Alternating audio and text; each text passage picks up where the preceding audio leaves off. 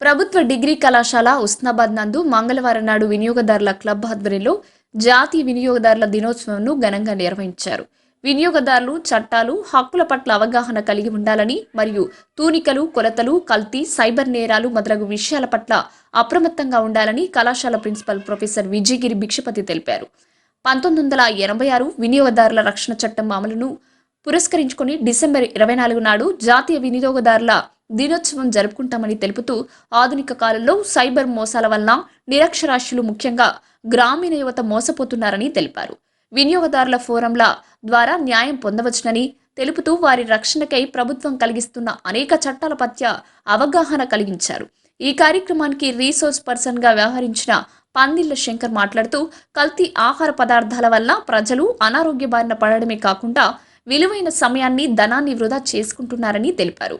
వినియోగదారులకు చైతన్యపరచుటకై కళాశాల స్థాయిలో అవగాహన సదస్సులు నిర్వహించడం పట్ల హర్షం వ్యక్తం చేశారు. నాణ్యత ప్రమాణాలను సూచించే అగ్మార్క్, హాల్మార్క్ గురించి తెలుపుతూ, వినియోగదారుల భద్రతకై చేసిన రేరా చట్టం, IRDAI చట్టం మరియు వివిధ రకాలైన సైబర్ చట్టాల గురించి అవగాహన కల్పించారు.